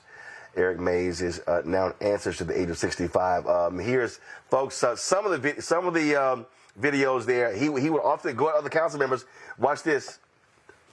Mr. Mays, could I just finish speaking? I don't need Not really, Miss Fields, you out of order. I'm warning you. Okay, then if you keep calling me out of order, you can get your butt out. Because you're not going to direct this meeting. You're not going to monopolize everybody. You're out of order. Now say another word. You put your finger up in there. You out of here. You out of here. Go. You won't give me or nobody else the finger sitting at this table. You're out of here. No, I'm calm. You're out of here. I want her to keep giving people fingers. You're out of here. God bless you. God bless you. It's your fault. Now we can get on with some business. Trust me, there were other videos where they went at it. He was absolutely a character on Congo. Ricky Smiley had him on the show, called him his hero. Man, he used to just go at other council members. Hey, rest in peace and power. And, sometimes you just got to tell it like it is. And if you give people an inch, they'll take a mile. They sense one form of disrespect, they feel like they can keep going. And so he was no nonsense with that. And to be quite honest, some of the things we've been talking about this whole show with Trump and other things, this idea of how they see us. And when we step up like that, people know that they got to step back. And that's what I appreciate about him and everything that he stood for and his advocacy, particularly with the Flint water crisis. We needed more voices. People were speaking up across the country about it, and he was one of the main leaders locally drawing attention to this. And so I always talk about the importance of being an upstander, not a bystander, and he was that in every way, shape, and form. And so, rest in peace and power to him. And when we lose leaders like this locally or nationally, we just hope that there's other folks who are going to step up right after them and continue on in the legacy, because he's leaving a very strong legacy. Can't fill the shoes, but we can at least try to get close to it as possible. Over the weekend, of course, Little Miss Flint, she had actually posted a tweet about the news when it came out that he had passed away, stating that he was one of the a few council members who supported her who had her back as well. And again, a lot of people did not like his style, Renita, but his district, they loved him. Absolutely. They loved him because he was authentic and because, most importantly, he understood why he was elected and he took that job very seriously. You know, a lot of times when we talk about politics on this show, I have a lot of critiques for Democrats because, you know, I know what is being done and what is not being done. And a lot of the critiques are around people getting elected and then not taking their job of representing people very seriously. This is something that you cannot say about Councilman Mays. I mean, he absolutely took his job seriously day in and day out, and he fought for the people in the way that they elected him. And so the things that he did, as you mentioned, you know, he was somebody who did not make a lot of friends. Sometimes when he said what needed to be said, I can relate to that because I've had those same experiences myself serving for 6 years in the Georgia House. But at the end of the day, you are there for the people. Councilman Mays clearly remembered that and carried that with him every single day that he served, and he absolutely will be missed. Rest in power, Councilman Mays. I was looking for one video, Julianne. Let me think I found it. One of the things that was interesting is that, you know, he had amassed like some 200,000 followers on TikTok because of his videos, and he had no problem going, like I said, at other council members. Here's one of them. Damn, damn, damn. It's a bunch of bull. And I want the whole city to know it. And I'm going to point fingers. Monica Galloway arguing, fussing. And she the main one. He's doing points of orders. He's doing points of information. Mr. President, I want to hear from you. Point of order. I stick by it. I call you a handkerchief head Negro. I call him a handkerchief head Negro. And I'm sticking with it. Google it. I'm going to give you Mr. Metcalf, take care of this foolishness. Now do it again and you'll be gone. Please finish. Don't interrupt me. I'm 59 years old, finna be 60 and grown. You don't care if I'm 100, but I ain't 100. I ain't free. You give me respect. I can holler and speak if I want to. Councilman Mays, please refrain from your profanity. Hell yeah. It shouldn't be fine. We got folks sitting in business and I wouldn't care if you was the chair, the sofa, the TV. Mr. Mays, you are out of order. You out of order. All right. Go. You're talking about everybody. I ain't going to lower my voice. Quit talking to me. What you telling me to? Telling me to lower. Okay, what if I don't?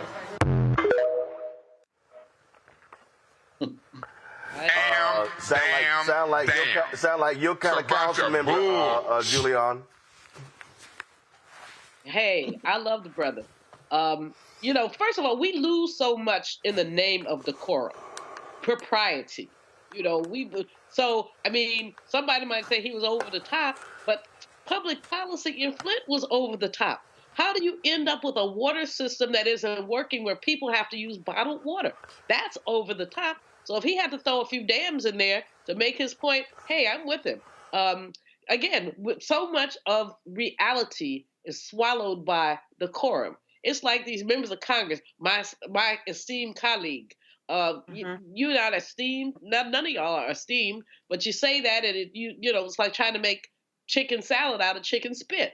And I don't mean spit. By sitting there and acting as if everything is okay. This brother had a heart of the people. He did not mind expressing himself. He was not going to be cowed, bullied, or interrupted. And then there it is. I admire it. I had the privilege of meeting him once years ago, not years ago, but within the last 10 years. And we had an interesting conversation. We've cut out the same cloth. You know, you call MF an MF if an MF is an MF. And that's just how it is. Unfortunately, too many of our people have drank the Kool-Aid of propriety. There is nothing proper about starving children. There is nothing proper about not having a working water system. There is nothing proper about paying people sub-minimum wages. So when you hide under propriety, what you're saying is, as long as you talk nice, it's okay. But the powers that be don't act nice. They don't act nice. And we know everything we've talked about on this show, Roland, really speaks to that. We talk about Lil Mike Johnson. talking about his Christian beliefs. Well, what is Christian about starving children? What is Christian about forcing a woman who is pregnant by an abuser to stay in that marriage? What's Christian about that? You know, we don't get me started. But literally, this brother should be a role model for every legislator. Now, I'm not saying everybody has to go into their profanity book. There are a lot of ways to use profanity. I remember calling a white girl on some television show the high priestess of prevarication. She didn't figure out what I said until about a week later, but she said, "Oh, you called me a liar." I said, "Itch, you need to walk with a dictionary." But in any case, you know, you don't have to go into the profanity, but there are a lot of ways you can cut somebody out. Some of them don't have any profanity to do with it. But what you must have is a passion for justice. And so I'm glad that you have the commercials for Reverend Barber and the work that he's doing. He has a passion for justice.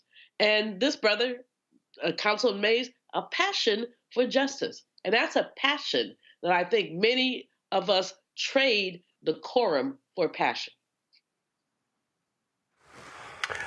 Well, he was certainly a unique one, Eric Mays, Flint, Michigan council member, passed away at the age of 65. I'm going to a quick break. We come back. Urban One Honors took place over the weekend. We will share more about that next. Roland Martin Unfiltered on the Black Star Network. Check this out. Joe Biden and Kamala Harris are investing a record $7 billion into HBCUs. Billions for campus improvements, grants, and debt relief. Billions more for HBCUs, endless possibilities for us. When you talk about blackness and what happens in black culture, we're about covering these things that matter to us, speaking to our issues and concerns. This is a genuine people-powered movement. There's a lot of stuff that we're not getting. You get it, and you spread the word. We wish to plead our own cause. Too long have others spoken for us. We cannot tell our own story if we can't pay for it. This is about covering us. Invest in black-owned media. Your dollars matter. We don't have to keep asking them to cover our stuff. So please support us in what we do, folks. We want to hit 2,000 people, $50 this month, raise $100,000. We're behind 100,000, so we want to hit that. Y'all money makes this possible. Check some money orders. Go to P.O. Box 57196, Washington, D.C. 20037-0196. The Cash App is $RM Unfiltered. PayPal is R Martin Unfiltered.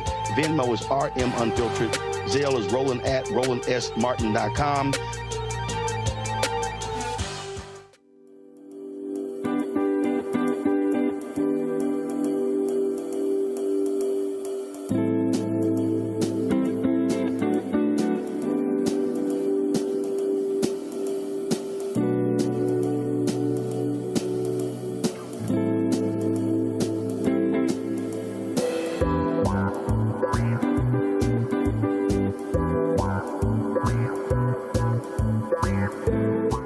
Hey, yo, what's up? This is Mr. Dalvin right here. What's up? This is KC. Sitting here representing the JODECI. That's Jodeci. Right here on Roland Martin Unfiltered.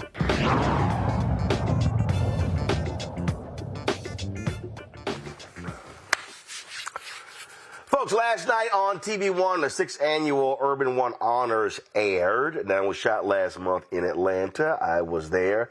Last night, I presented the cast of Good Times. In addition to the 6th annual show, it was also recognizing the 20th anniversary of TV One. I was one of the folks who helped build that network.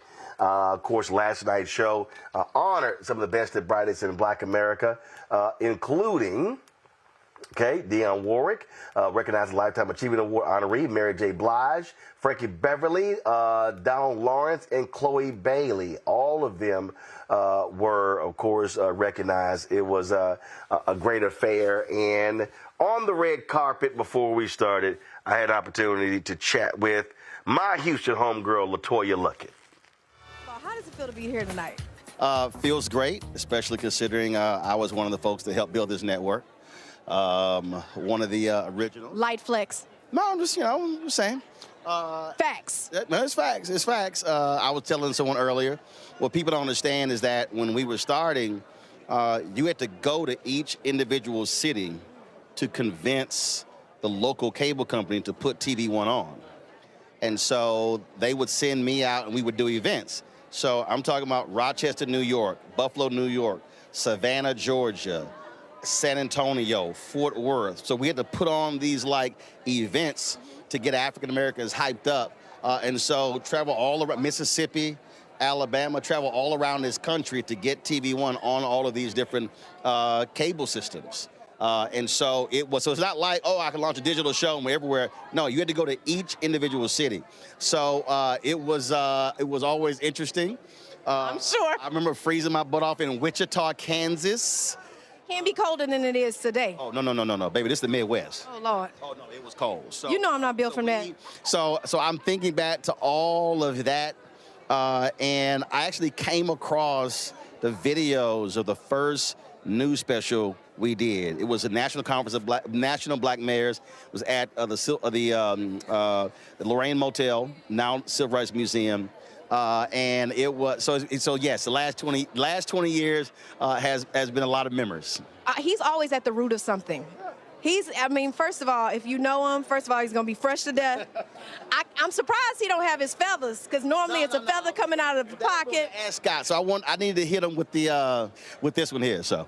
How does it feel to be, since you were such a big part of the development of the network, how does it feel to be at the 6th annual Urban One Honors Awards? It's great, because it's great to see people, because when I hosted it, it was during COVID, and there was nobody in the theater. So it was great, and we'll see what happens this year, because last year, when Tank came out, he was like, yeah, Roland, I see your African outfit, you couldn't get low, and I was like, oh, really? So I had to drop it so he can understand, don't let the African outfit fool you.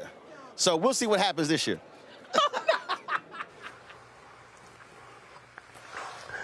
It was, of course, lots of fun. And you know what? And here's the thing that the reason I sort of walked through that, Julianne, because a lot of people don't understand how these things happen. Folk just figure, oh yeah, launch a network.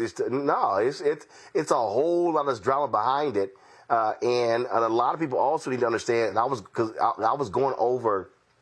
I actually found the first episode of Washington Watch. There was a trip. We had Vice President Joe Biden and Congressman Jim Clyburn on that first show. And there were a lot of people you see today on all these other cable news shows who frequent MSNBC, CNN, and Fox News. A lot of those people, they were not being called, and they got their opportunity to be panelists on Washington Watch, my first show, and News One Now, the second show. Absolutely. Congratulations, Roland, on the work you've done, the foundation you've laid for journalists, for commentators, and for so many others. It's really important. The doors were not open to, if you go back, I remember I used to be a regular on To the Contrary, and Bonnie Urbay said that her show was an antidote to the pale male talking head syndrome, because if you go back to, let's say, 2000, you could count on your hands how many people of color you see, how many women you see. Usually at a panel there'd be one woman, there might be a black person, there might not be, and there was no compunction to do that. And so through the many shows you've had, it's 8 o'clock. You basically opened doors for people, and also talked about what the quality of the commentariat could be. And it's really important from that perspective to think about the diversity of thought, not only among black folks. So you got three of us here. We vibe most of the time, but we don't see the world the same way all of the time. And that's a good thing. Black people are not monolithic, and we should not be placed in monolithic boxes. So, Urban One is doing well. There are 6 annual awards. I think that's really great. But I think, award ceremonies are fine. Let's also talk about issues of substance. And, Black Star Network is doing a substance piece. And that's what's important. We just talked this whole period of this show about misinformation, black men and Trump, et cetera, et cetera, et cetera. We need to have alternative outlets. And as, the Freedmen's Journal said, too long have other people spoken for us. We have to speak for ourselves. So, again, congratulations, and right on. One of the things that is important, Omakongo, that we spend lots of time in our community talking about and engaging in entertainment conversations. And I get it. If you think about Ebony Magazine, John H. Johnson would often talk about putting a celebrity on the cover, but there was a lot of meat that was on the inside of the magazine. And I dare say, I think one of the problems that we have today is we have lots of dessert. Mm-hmm. We don't have a lot of meat. We don't have a lot of entrees. We don't have a lot of substance. And that troubles me because in moments like this, in election years, when we're talking about major issues that are happening, I've used this phrase repeatedly that I fear that we are laughing and entertaining ourselves to death. And then when something happens, people go, oh my God, I didn't know, we didn't know that was going on. Yeah, because when we're so focused on gossip and housewives and other stuff like that, then we're losing the reality of the things that are happening in our very communities. And so if we don't have both, we are going to lose. Absolutely, and it's not supposed to be about either or. It's supposed to be about both and. And I commend, what you've been doing, working with TV1 and TV1's platform, and what's been built on the Black Star Network as well, and what continues to be built. But you're absolutely right. I get so frustrated and just ask myself constantly, like, what are we doing with our platforms? We're getting all of this access, creating different things, YouTube channels and all of these things, and so many of these shows, Roland, particularly ones that are hosted by Black men. I can't watch any single one of them that one of them doesn't have an alcoholic beverage next to them, or several alcoholic beverages next to them, or all of the smoking. And, again, like you said, you can talk about the entertainment things as well, but there are some real things. I'm so happy to see, the President Biden, Vice President Harris advertisement on the show here, because they're seeing the importance of the media that we have. And are we going to see these ads on other platforms and networks? I don't think so, because they're not serious. And just like last week when you talked last week about how people missed the importance of the brother who does the skits and the content in that interview with Shannon Sharp, it's like even when people do drop some of these nuggets in those spaces, we don't grasp them because we still want the entertainment. We still want to laugh. We still want the gossip. And if we want to get to that next level, which is what the Black Star Network is about, and, the TV1 Best in Black is about as well, we have to continue to demand that. And the last thing I will say, it was also great to see at the awards that it was honoring young, old celebrities and entertainers, because a lot of times the young folks feel like, oh, they got to just focus on MTV awards or VMAs and all these other types of things. And when they get to a certain level, start to avoid Black audiences as well. And so it was great to see that space as well. So congrats to both Black Star Network and TV1 for the incredible work that's being done.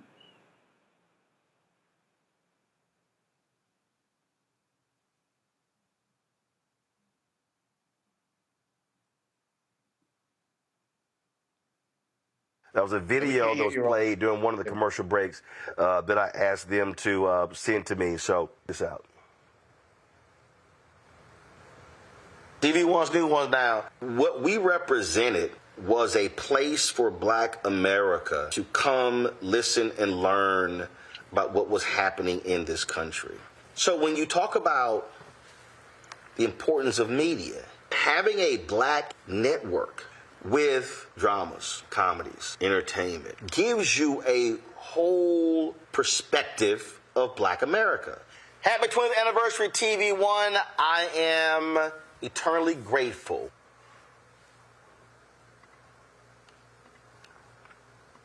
Renita, that right there, again, I just believe, and I keep saying this to our people, we have to show a 360-degree view of Black America. And even when, and I'll look, I'll say this. I was watching the other day. I recorded it. You know, BET has this news magazine show that comes on once a month, you know, and most pieces are entertainment. And I'm like, guys, we got enough of that. We got enough of that.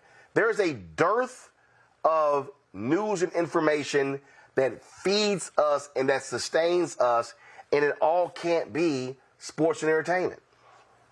Absolutely. And congratulations, Roland, for being honored for the work that you have done, the work that you deserve it. The work that you've done is so important, and it continues to be important. And one of the things that stands out to me about why it continues to be important is that, and I'm going to piggyback off of something that Julianne said earlier, you know, decades ago, growing up, I did not see, it was a rarity to see any Black person presenting news or being a commentator for mainstream media. And that's a situation that has changed. Now the visibility is higher. So now you can turn on an MSNBC or CNN and see Black faces talking about serious issues and presenting news. But what has not changed is there's more visibility of Black faces, but there's not a hyper focus on issues that matter to Black people specifically. And so without this show, there you go.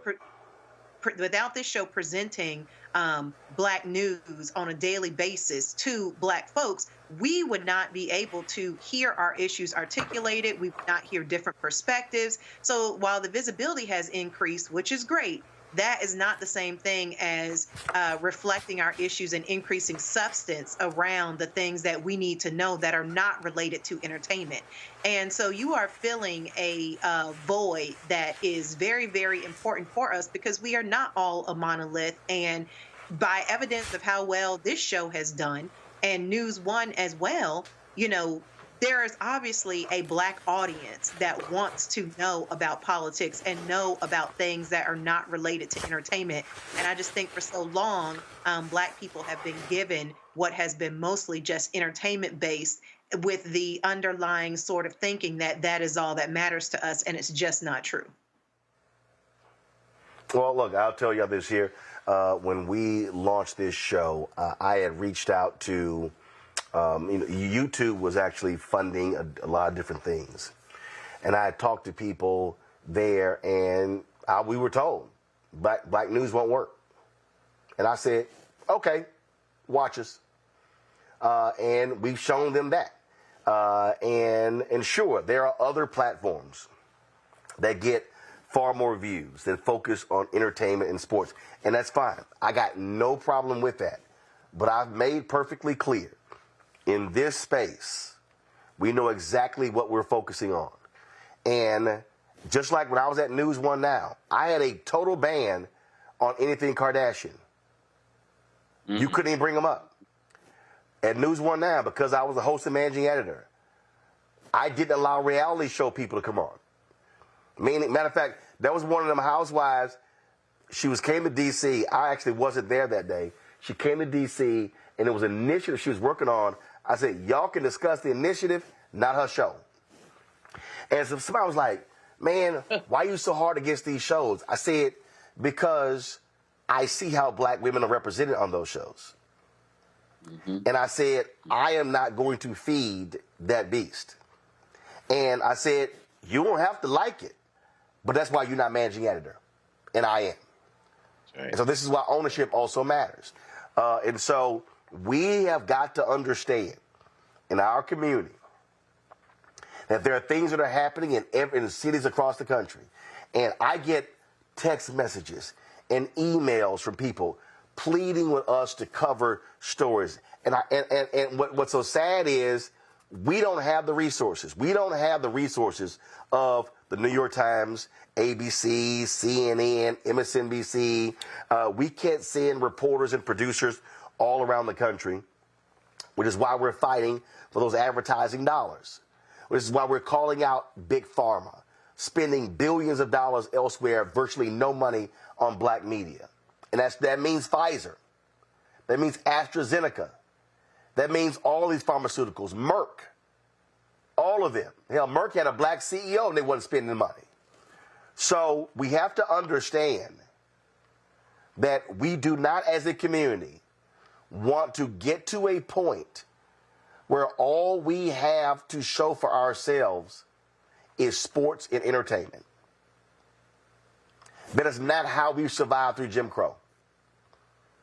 We survived Jim Crow because of the North Star Frederick Douglass, and Ida B. Wells Barnett and her reporting, and Robert Abbott and the Chicago Defender, and the Pittsburgh Courier, and the Atlanta Daily World, and on and Ebony and Jet and Black Enterprise and Essence and BET when it was black owned and TV One. We have to understand that's how we got to this point.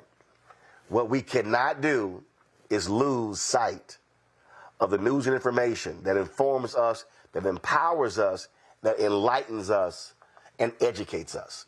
So to our panel, thanks a bunch. I appreciate y'all being on today's show. Rita, thanks a lot. Omakongo, thanks a lot. Julianne, thanks a lot. Folks, that is it. Please support us in what we do.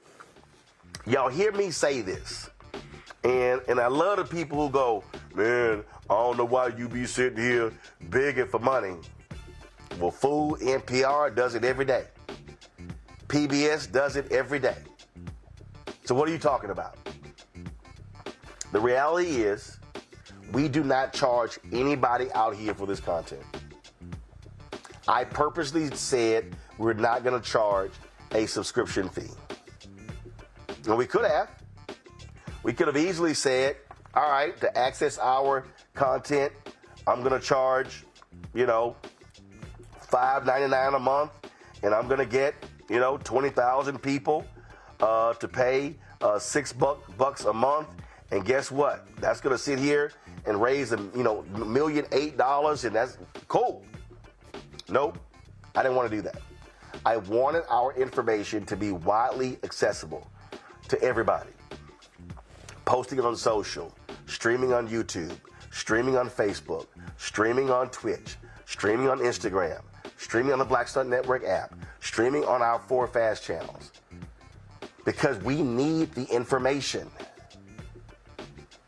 especially this year. So when I ask y'all to give, you're not sitting here, oh, I'm giving a Roland. No. You're paying this live view unit right here that I'm at the house. This unit here is $20,000. We got 2 of them. We got staff. We got, we're down a booker. We're down a producer. Those 2 positions are going to cost $105,000. Because we don't generate enough revenue, I actually can't provide benefits. So everybody's 1099. And so people have to understand the reality of what we're trying to build. So your dollars are critical. So if you are watching, and if you've never given, please do so today. Commit today. And so we ask $50. If you can give more, great. You can't give 50, whatever you can give, that's great. But trust me, you are making it possible for this show and for Roger's Daily Show and the 5 one-hour shows that we have. We're doing more original content than any other black-owned media outlet in America. Any black-owned media outlet in America. Podcast network or linear to cable or radio. That's what we're doing. Senior check and money order to P.O. Box 57196, Washington, D.C., 20037-0196. Cash App, $RM Unfiltered. PayPal, R Martin Unfiltered. Venmo is RM Unfiltered. Zelle, Roland at RolandSMartin.com. Roland at RolandMartinUnfiltered.com. Yes, allergies are kicking my butt. That's why I'm at the home studio trying to get better. I've taken a COVID test. It ain't COVID. It's allergies. I've been in every dadgum climate over the past 30 days, and they are wearing my behind out. But I'm still here, and I appreciate y'all watching as well. I'll see y'all tomorrow. Holla! Black Star Network is here. Oh, no punch! I'm real revolutionary right now. Thank you for being the voice of Black America. All momentum we have now, we have to keep this going. The video looks phenomenal. See, there's a difference between Black Star Network and black-owned media and something like CNN. You can't be black-owned media and be scared. It's time to be smart. Bring your eyeballs home. You dig?